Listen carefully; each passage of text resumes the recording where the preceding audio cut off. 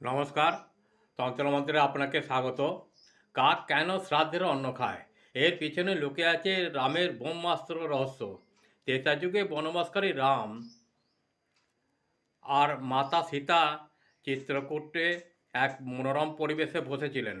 একদিন সীতামাতার রূপ ও শ্রীরামের ধৈর্য পরীক্ষা করার জন্যে দেবরাজ ইন্দ্রের পুত্র জয়ন্ত একটি কাকের ছদ্মবেশ ধারণ করে মর্তে নেমে আসেন। সে ধৃষ্টতা ভরে সীতামাতার পায়ে আঘাত করে, গভীর ক্ষত সৃষ্টি করে। সীতামাতার পা থেকে রক্ত ঝরতে দেখে শান্ত শ্রীরাম অত্যন্ত ক্রুদ্ধ হন।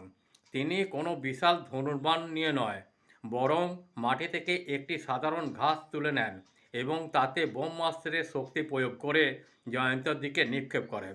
জয়ন্ত ভয়ে আকাশপথে পালাতে শুরু করে। সে নিজের পিতা ইন্দ্রের কাছে ব্রহ্মলোকে, এমনকি কৈলাসে মহাদেবের কাছে আশ্রয়ের জন্য যায়। শ্রীরামের ব্রহ্মাস্ত্রের হাত থেকে তাকে রক্ষা করার ক্ষমতা কারোর ছিল না। সবাই তাকে শ্রীরামের চরণে শরণাপন্ন হওয়ার পরামর্শ দেন।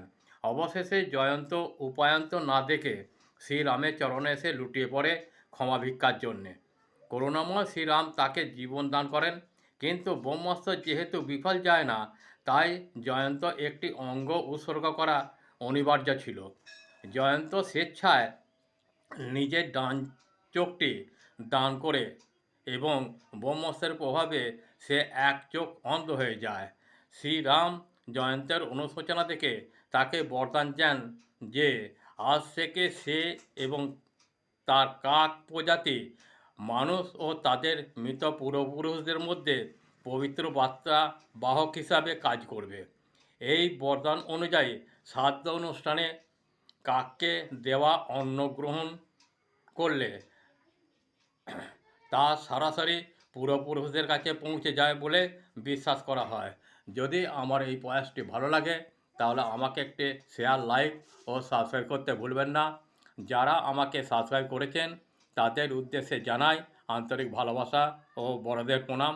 এইভাবেই আমার পাশে থেকে সাহায্যের হাত বাড়িয়ে দিন, কারণ আমি কোনো টাকা পয়সা পাই না। অনেক বইপত্র কিনতে হয় ও বহু সময় ব্যয় করতে হয়। আপনাদের একটি সাবস্ক্রাইব আমাকে একটু আলো দিশা দেখাতে পারে, তাই অনুরোধ সাহায্যের হাত বাড়িয়ে দিন। শেষে বলি, মা তারা, ঠাকুর রামকৃষ্ণ, মা সারদা, বাবা বামদেব সকলকে ভালো রাখুন, সুস্থ রাখুন এবং সকলের মঙ্গল করুন। নমস্কার, ভালো থাকবেন, ভালো রাখবেন।